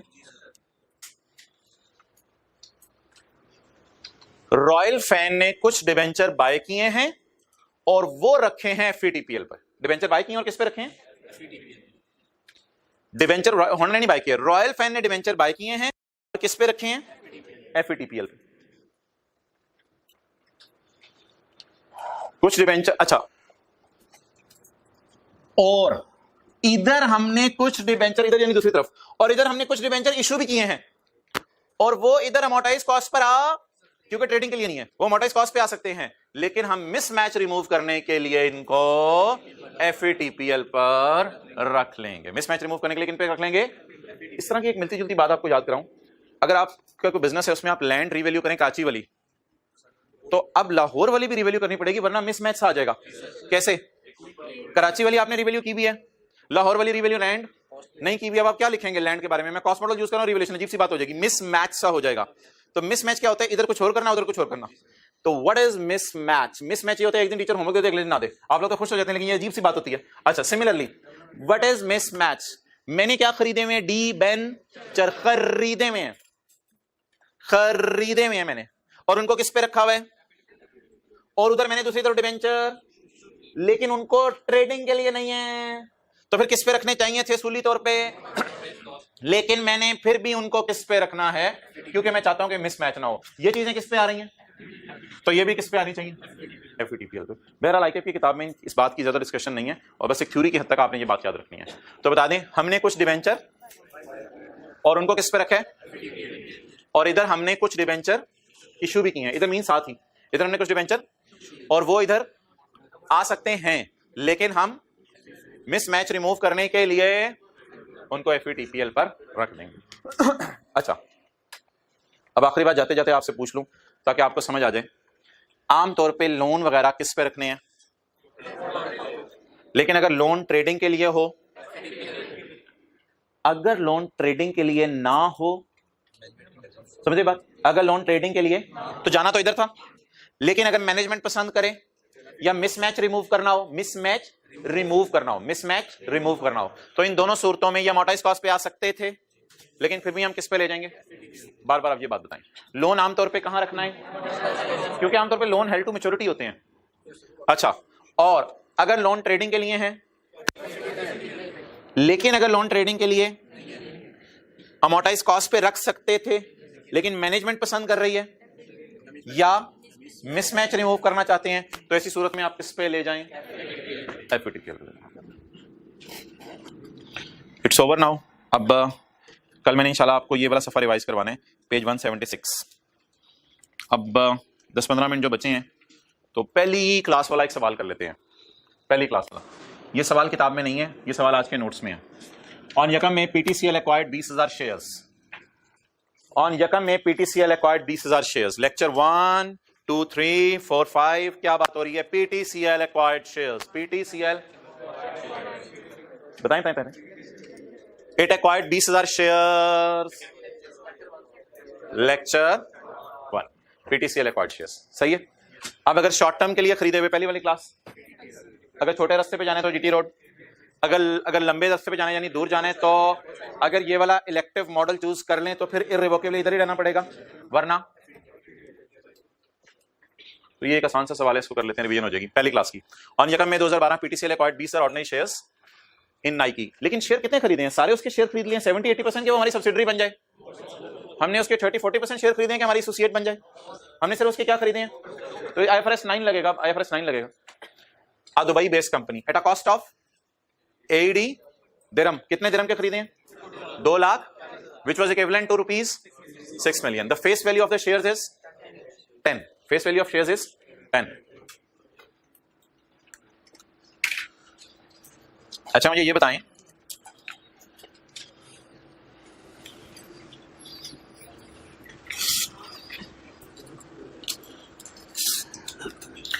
आप दुबई गए, ठीक है, दुबई में जाके आपके दिल में आया, ये ना बातें आसान सी होती हैं, क्वांटिटी, प्राइस और ये सारी चीजें, लेकिन बच्चे परेशान हो जाते हैं। आप लोग भी थोड़े थोड़े अंग्रेजी पढ़ के परेशान हो जाते हैं, कौन सी फिगर है, क्या है। तो जरा एक कहानी सी ज़हन में बना लें। आप दुबई गए, आपके दिल में आया कि किसी कंपनी के 20, आप पीटीसीएल के ओनर हैं, तो आपके दिल में आया किसी कंपनी के 20,000 शेयर खरीदने हैं, तो आपने नाइकी के 20,000 शेयर खरीदने गए। आपकी जेब में क्या होने चाहिए? जल्दी जल्दी, आपकी जेब में क्या होने चाहिए? आपकी जेब में बंदूक होनी चाहिए, जल्दी मिल जाएंगे, जल्दी मिल जाएंगे। तोप होनी चाहिए फौरन में। अच्छा, आपकी जेब में क्या होना चाहिए? AED होना चाहिए। आपकी जेब में दिरहम होने चाहिए, पाक रुपीज होने चाहिए। तेरी जेब में दिरहम होने चाहिए, पाक रुपीज होने चाहिए। हाँ जी, आपकी जेब में क्या होने चाहिए? दिरहम होने चाहिए। अब आपकी जेब में कितने दिरहम होने चाहिए? एक शेयर की फेस वैल्यू 10 दिरहम है। जैसे पाकिस्तान में एक शेयर की फेस वैल्यू 10 रुपए होती है, तो एक शेयर की फेस वैल्यू कितनी है? 10 दिरहम। लेकिन जो बंदा उधर बैठा हुआ था, उसने कहा भाई कितने शेयर आपको चाहिए? आपने कहा मुझे 20,000 शेयर चाहिए। उसने कहा ऐसा कर 2,40,000 दिरहम निकाल दो जेब से। अब आप 2,40,000 दिरहम जब जेब से निकालने लगे, तो आपने देखा अंदर कायदे-आज़म है, कायदे-आज़म के नोट है, तो आपके पास तो है ही नहीं दिरहम। अब आपको कितने पाक रुपीस चाहिए? 6 मिलियन पाक रुपीस चाहिए। अगर आपके पास 6 मिलियन पाक रुपीस पड़े हैं, तो इसका मतलब है आपकी जेब में 2,40,000 दिरहम। तो अब आपकी जेब में 6 मिलियन पड़ा होगा। इस 6 मिलियन को जाके आप कहीं करेंसी की मार्केट में जाएंगे और देखे कितने दिरहम ले लेंगे? 2,40,000। आप मुझे बता सकते हैं भाई, आप मुझे बता सकते हैं कि 6 मिलियन को अगर मैं डिवाइड करूं 2,40,000 से, तो क्या आएगा? सोच के बताने। 6 मिलियन को 2,40,000 से डिवाइड करूं तो क्या आएगा? कितना? रुपीस 25 आ गया। ओके, इस 25 का भी कुछ करने की जरूरत नहीं है। ये 25 करेंसी का रेट आया है। ये 25 किसका रेट आया? करेंसी का रेट आया। 25 किसका रेट आया है? करेंसी का रेट आया। अच्छा, ऐसे ही आपसे पूछना चाह रहा हूं, अगर 2,40,000 को 20,000 से डिवाइड करूं, 2,40,000 को 20,000 से डिवाइड करूं, तो जवाब क्या आ रहा है? 12 रुपए। क्या आ रहा है? ये 12 दिरहम का एक शेयर है। ये 12 दिरहम का एक शेयर है। बात कंफ्यूजिंग हो गई है तो रिलैक्स हो जाएं, बड़े आराम से दोबारा चीज को समझें। आपकी जेब में कितने पैसे हैं? 6 मिलियन। आपकी जेब में कितने पैसे हैं? 6 मिलियन। 2,40,000 दिरहम ज़रब 25, तो अब बता दें आपकी जेब में कितने पाक रुपीस आ जाएंगे? 6 मिलियन। 2,40,000 दिरहम ज़रब 25 रुपए, तो आपको 6 मिलियन देंगे। अच्छा, अगला सवाल मेरा, कितने आपके पास जो है वो शेयर खरीदना चाहते हैं? 20,000 शेयर खरीदना चाहते हैं। 20,000 शेयर बाहर के मुल्क में कितने के हैं? 2,40,000 के। तो अगर 2,40,000 बाहर के मुल्क के शेयर है, डिवाइड बाय 20,000 करूं तो कितने दिरहम का एक शेयर है? 12 दिरहम का। ये 10 रुपए वाला शेयर हमें 12 रुपए में क्यों मिल रहा है? नहीं, प्रीमियम की बात नहीं होती। ये तो मार्केट से फेयर वैल्यू पे आप शेयर खरीदते हैं ना। ये मार्केट से फेयर वैल्यू पे, ये आपने मार्केट से खरीदे हैं, कुछ बंदे से नहीं खरीदे। तो बस आपने शेयर 12 रुपए का खरीद लिया, तो 10 रुपए वाला शेयर आपको कितने रुपए का मिला? क्योंकि बाजार में वो कितने का ट्रेड हो रहा था? 12 रुपए का। तो अब सारी चीजें छोड़ें यार, ताकि चीज आपको बिल्कुल कंफ्यूजिंग ना लगे। सिंपल सी एंट्री बता दें शेयर खरीदने की, इन्वेस्टमेंट डेबिट, कैश क्रेडिट। अब बात को अगर खुद कॉम्प्लिकेटेड करना है तो वो आपकी मर्जी है, वो आप कॉम्प्लिकेट कर सकते हैं। कैसे? कितने शेयर खरीदे? 20,000। कितने रुपए का खरीदा? 12 मैंने जबरदस्ती निकलवाया आपको। कितने रुपए का खरीदा? 12 दिरहम का खरीदा। जवाब बताएं। 240 क्या बने? एडी। लेकिन मैंने तो पैसे किस में दिए होंगे? 1 दिरहम कितने रुपए का? जवाब देखें, 6 मिलियन आ रहे। तरतीब से चलें आप। मेरी ख्वाहिश क्या है? कितने का कितने खरीदूं? 20,000। बाहर के मुल्क में मिल कितने का रहा है? 12 रुपए का। तो अगर 20,000 क्वांटिटी खरीदना चाहता हूं, एक 12 रुपए का है, तो मुझे बता दें मेरे पास कितने जेब में दिरहम होने चाहिए? 240 दिरहम होने चाहिए जेब में। अगर 240 दिरहम होने चाहिए जेब में, तो 240 दिरहम को मैंने पेमेंट पाक रुपीज में अपने एतबार से तो रिकॉर्ड करनी है ना, अपनी बुक्स में। तो 240 दिरहम एक कितने का मिला?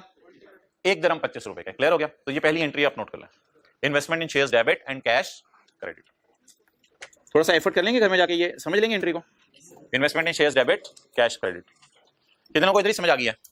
मैं चाहता हूं 20,000 दिरहम, 20,000 शेयर खरीदना। एक शेयर कितने के? तो मुझे कितने दिरहम चाहिए? तो मुझे कितने पैसे चाहिए? 6 मिलियन।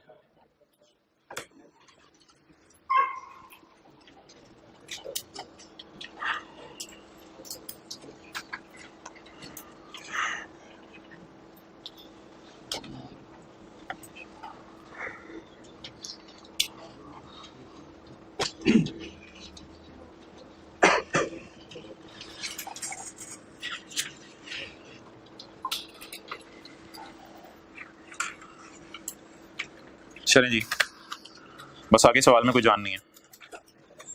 ये भी लिख लें।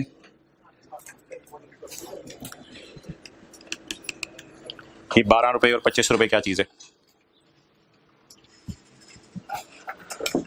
भाई आप खड़े हो जो ग्लासेस वाले भाई। पाक रुपीज कितने चाहिए? 6 मिलियन। दिरहम कितने चाहिए खरीदने के लिए? 2,40,000। शेयर कितने खरीदने हैं? अगर बाहर के मुल्क में मुझे 2,40,000 देने हैं तो 20,000 शेयर के देने हैं, तो एक शेयर के बाहर के मुल्क की करेंसी में कितने देने हैं? 12। बैठ जाओ। अच्छा, एक चीज है, शायद वो ऐसी बीच में डल गई, इसको मैं मिटा रहा हूं, आप लोग भी मिटा दें। ऑनलाइन में तो ये सही अपलोड होंगे, ये इसको मिटा दें। 10% कुछ लिखा हुआ है। हाँ, बोनस शेयर, इसको छोड़ें, इसको काट दें, इसको छोड़ें। और ऑनलाइन में सही अपलोड होंगे, और अब मैं इसको बिल्कुल ही रिमूव कर रहा हूं। अच्छा भाईजान, पढ़ें आगे। PTCL intends to hold this share to avail benefit of regular dividend and capital gain. आपको क्या लग रहा है? रेगुलर डिविडेंड्स में लेना चाहता हूं तो लॉन्ग टर्म के लिए, हाँ कैपिटल गेन भी कभी ना कभी तो आएगा जिंदगी में, लेकिन फिलहाल क्या लग रहा है कि मैं इनको लॉन्ग टर्म पर्सपेक्टिव से देख रहा हूं या शॉर्ट टर्म से? क्यों? मैं इनसे रेगुलर डिविडेंड का क्या मतलब है? हर साल इससे डिविडेंड चाहता हूं। Next, the company has used the elective model. The company has used the elective model या डिफॉल्ट? अगर चाहो तो मोटरवे पे चले जाओ। The company has used the elective model, that is it has irrevocably opted for FET OCI at initial condition. तो आप बता दें गेन्स ओसीआई में जाएंगे, पी&एल में ओसीआई में जाएंगे। और इस मॉडल की एंट्रीज आपको याद होंगी, और इस मॉडल के अंदर जो चीजों को लेके चलना है वो भी सारा आपको याद होगा, वरना नहीं याद तो कोई मसला नहीं। पेज 175 पर मुझे बता दें इनिशियल मेजरमेंट किस पे होनी है? Purchase price plus transaction cost को क्या करना है इस मॉडल में? डिविडेंड इनकम को कहां डालना है? और ईयर एंड पे चीज को किस पे लेके जाना है? With gain loss shown in OCI. अच्छा भाई, हमने खरीदा कब? यकम में 12 को। एक तो मुझे 31/12/12 की फेयर वैल्यू दी हुई है, एक मुझे यकम जून 13 की फेयर वैल्यू दी हुई है, एक मुझे 31 दिसंबर की दी हुई है। यकम जून की फेयर वैल्यू को मैं रिमूव कर दूंगा क्योंकि मैंने वो एक एडजस्टमेंट भी रिमूव कर दिया है, तो ये मैंने सवाल में चेंज कर दी है। ठीक है जी, जिन्होंने सवाल में चेंज करनी है उनके लिए, क्योंकि ऑनलाइन वालों को तो सही अपलोड होगा, उनके लिए मैं ये 3 लाइनें लगा रहा हूं। अच्छा, और अब हम अपने सवाल को तो वैसे ही आसान कर लें। जी भाई, मैं पहले क्या करूं? यकम मई 12 को खरीदे हैं शेयर, तो 31 12 12 को इनको ले जाओ मार्केट वैल्यू पे, 12 रुपए, 12 ईडी वाला शेयर 13 ईडी का हो गया है, 12 ईडी वाला 13 ईडी का हो गया है, इसको ले जाऊं। ओके, उसके बाद 31 दिसंबर 13 को भी फेयर वैल्यू पे लेके जाऊंगा, 31 दिसंबर 12 को भी फेयर वैल्यू पे 31 दिसंबर, और बीच में अगर डिविडेंड आया तो उसकी भी एंट्री कर लूंगा। तो सवाल तो खत्म हो गया, सवाल में तो कोई जान टेबल नहीं बनाना मेरे भाईजान। पहली क्लास याद करें, हमने सिर्फ टी अकाउंट बनाना है, किसका? इन्वेस्टमेंट इन शेयर्स का। बनाएं जी। किस दिन हमने खरीदा? यकम में 12 को। कितने का? ये ओसीआई है ना, लेकिन शेयर्स में तो ओसीआई में भी टी अकाउंट बनता है, ये डिबेंचर्स तो नहीं है, शेयर्स में तो ओसीआई में भी टी अकाउंट बनता है। पहली क्लास से रिवाइज कीजिएगा। और यहाँ तो वैसे भी देखना, अमोर्टाइजेशन शेड्यूल किसका बनाना? इफेक्टिव इंटरेस्ट, कूपन रेट, वो क्या चीज हो? तो कुछ भी नहीं है इसमें, ये तो शेयर्स है। 31 12 12 कैरी डाउन, अल्लाह का शुक्र है पास का तजर्बा 99% बचे। कैरी डाउन सही निकाल देते हैं। 20,000 शेयर्स की साल के एंड की मार्केट वैल्यू, 20,000 शेयर्स के साल की एंड की मार्केट वैल्यू निकालें सारे निकालें। 20,000 शेयर साल के एंड पे कितने के हो गए?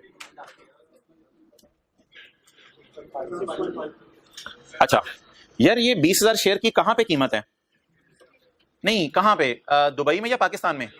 ये 20,000 शेयर की दुबई में कीमत है, यानी हर एक शेयर दुबई में 13 का है, 13 दिरहम का है। लेकिन मुझे तो 13 दिरहम से अगर मल्टीप्लाई करूंगा तो दुबई की फेयर वैल्यूज आ जाएंगी। मुझे दुबई की फेयर वैल्यूज चाहिए या पाक रुपीज में चाहिए? तो एक और चीज से मल्टीप्लाई करूंगा, वो क्या? Exchange rate. 31 12 12 का एक्सचेंज रेट भी लकीली उतना ही है। कितना है? 25। बताएं जी, ये क्या है? क्वांटिटी। ये क्या है? अगर मैं इसको 13 दिरहम से मल्टीप्लाई करूं तो ये दुबई की फेयर वैल्यू आ जाएगी। मुझे दुबई की फेयर वैल्यू चाहिए या पाकिस्तान की? तो पाक रुपीज से मल्टीप्लाई करें, रुपीज 25, 6500। ये कितने लोगों ने निकाल ली थी? हाथ का करता है। ओके, इसको मैं क्लोज कर दूं। गेन कहां ले जाऊं? ओसीआई में, P&L में? ओसीआई में। फेयर वैल्यू रिजर्व, याद है ऐसे हम लिखते होते थे, ओसीआई, बैलेंसिंग, गेन, जान ले लेते थे ब्रैकेटों की। अब लेक्चर 1 याद आ रहा होगा जी। कितना आ गया? 5 लाख की एंट्री बोलें, इन्वेस्टमेंट डेबिट और fair value reserve credit. Balancing भी लिखते थे, लिखा है। यकम में 12, आगे बोलें 31 दिसंबर 12 क्या बना जी? इन्वेस्टमेंट इन शेयर्स डेबिट और fair value reserve in OCI. कितना? 5 लाख। डन। कुछ ब्लू मार्कर से चलाऊं, अल्लाह अगर इधर भी ब्लू मार्कर मिल जाए। Fair value reserve as on credit है 5 लाख का। क्लियर? दूसरी एंट्री नोट कर लें।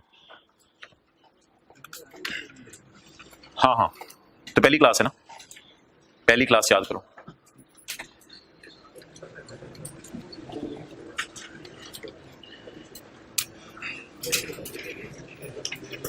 डिविडेंड 12 के साल में मिला, 13 के साल में। हमने कौन सा साल कर लिया है? 12। अब कौन सा शुरू करने लगे हैं? 13 में डिविडेंड मिला। हिम्मत करके डिविडेंड बता सकते हैं किस पे मिलेगा? फेस वैल्यू पे डिविडेंड मिलेगा या जितने से बाजार का शेयर खरीदा? फेस वैल्यू पे डिविडेंड, फेस वैल्यू पे, जिस तरह coupon rate face dividend face value पे मिलेगा। तो हिम्मत करके डिविडेंड की मुझे कैलकुलेशन करवाएं। डिविडेंड की अमाउंट निकालें सारे। पहले दिरहम में निकालें, फिर एक्सचेंज रेट ढूंढ लीजिएगा। पहले दिरहम में निकालें। फर्ज करें हम दुबई हैं इस वक्त। डिविडेंड किस पे निकालेंगे? फेस वैल्यू पे। निकालते जाएं, बताते रहें, इंशाल्लाह सही निकालेंगे। पाक रुपीज में फिगर बताएं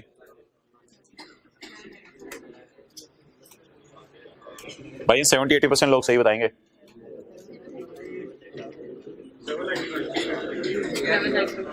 छोड़िए, सवाल होमवर्क में करने का टाइम नहीं मिलना, इधर ही सही सही करें। अच्छा, तारीख बताएं जी। 31 मार्च। क्या मैं कह सकता हूं अगला साल शुरू हो गया? डिविडेंड की एंट्री किसी को आती हो? डिविडेंड मिलने की, cash debit, dividend income credit. कितने शेयर मैंने दुबई में खरीदे हुए हैं? 20,000। एक शेयर की फेस वैल्यू कितनी है? 10। तो मेरी 2 लाख दिरहम की इन्वेस्टमेंट है। मेरी बाहर के मुल्क में कितनी इन्वेस्टमेंट है? 2 लाख दिरहम की। 2 लाख दिरहम की इन्वेस्टमेंट अगर मैं बैंक में रखता तो इंटरेस्ट मिलता, अभी मैंने ये कंपनी में रखी हुई है तो 2 लाख की इन्वेस्टमेंट पे मुझे कितना मिला, कितना, जगह खत्म हो गई है मेरे पास, तो नहीं इसको साइड पे कर लेते हैं।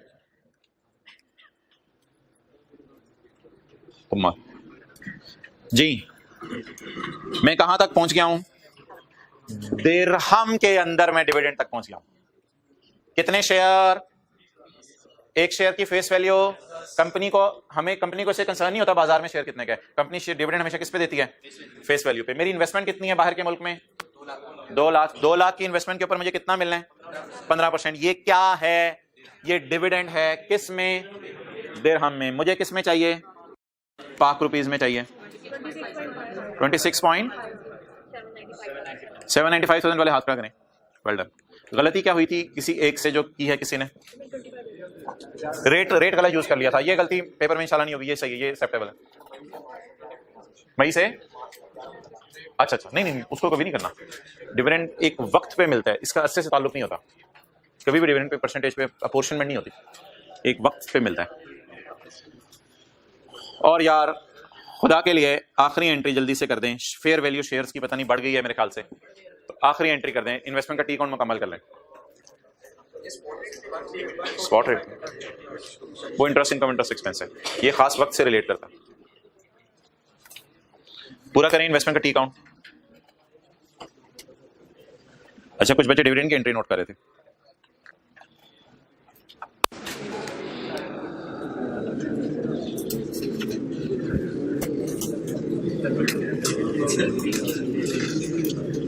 अब तो शायद आपको बातें समझ आ रही हों। 1 जनवरी 13 का ब्रॉड डाउन,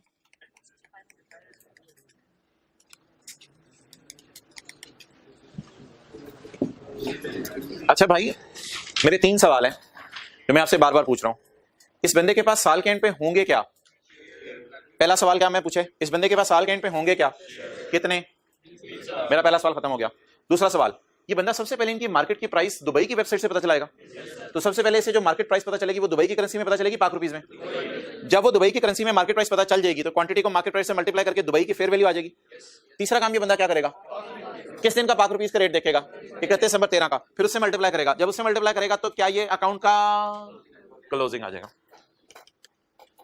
भाईजान बताएं पाकिस्तान सॉरी दुबई में कितने शेयर खरीदे हुए हैं, दुबई में शेयर कितने का हो गया है, 15 का हो गया दुबई में शेयर। चला जा यार, ठीक है ना जा तेरी मर्जी। अच्छा कितने का हो गया दुबई में शेयर कितने का हो गया, 15 का। वैसे तो इज इक्वल टू लगाने की जरूरत नहीं है, छोड़ने पड़े, multiplied by 0.10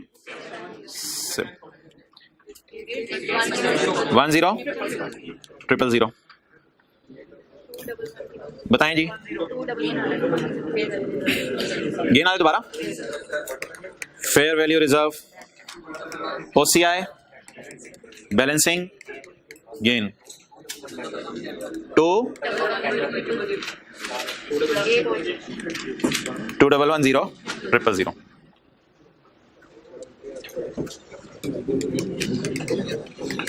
investment in shares debit, fair value reserve in OCI credit जी। अब बैलेंस एज ऑन चार्ज पहले एंट्री करा दे यार, वो बुलवाया ना करो, अगली क्लास में भी एनर्जी यूज करनी होती है, सारी एनर्जी हमारी क्लास में खत्म हो जाए। 2110 000 डन। ब्लू मार्कर पकड़ने की, ब्लू मार्कर पकड़ने की जरूरत है, बिल्कुल है। ओपनिंग बैलेंस कितना था, क्रेडिट 5 लाख, और एक और क्रेडिट पड़ा, क्रेडिट मजे को तो जमा करते हैं, तो मजे हाई मजे बताएं कितने आए, 2610 अब इसको सेलेक्ट करें ऐसे करके, सेलेक्ट हो गया, सेलेक्ट करके इसको ब्लू कर दें, लो जी ये ब्लू हो गया। तो ये अब आप एंट्रीज की तस्वीर खींच लें, ये 4 एंट्रीज हैं। टी काउंट भी दिखाओ,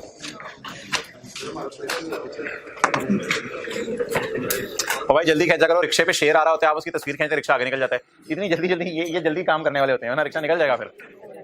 दिल चाहता है ना कभी कभी शेर पढ़ के इसको रिकॉर्ड में रख लूं, रिक्शे वाला शेर तो शरीफ बंदा है, ट्रक पे होता लिखा हुआ शेर। अच्छा,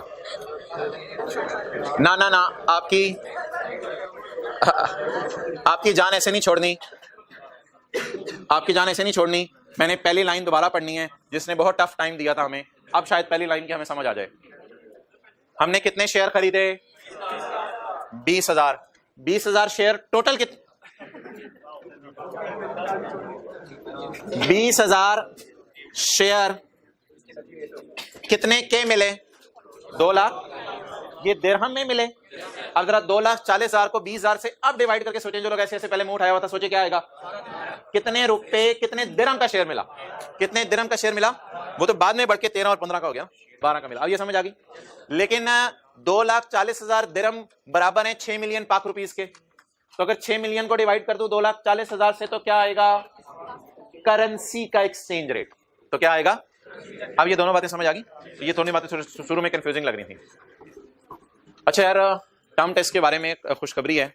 जिन हजरात ने सोचा हुआ था कसम खाई हुई थी नहीं देके जाना, 2 सवाल IAS 37 के डाल दिए ताज़ा ताज़ा, 1 सवाल कंसोलिडेशन का डाल दिया ताज़ा ताज़ा, 1 सवाल लीज का डाल दिया, वो भी ताज़ा ताज़ा है। लीज जो भी दूसरा पोर्शन कराया था लीज का, वो भी ताज़ा ताज़ा है। और 1 सवाल सिर्फ होगा IFRS 8 का, वो शायद आपको भूला हो। तो अब कौन कौन टर्म टेस्ट देके जाएगा? भाई बैठ के दे जाइएगा एक दफ़ा, जितना हो सका, जितना हो सका। हर सवाल आधा हो जाएगा, आधा हो जाएगा। भाई सैटरडे को बताया था। सर बंद कर दें।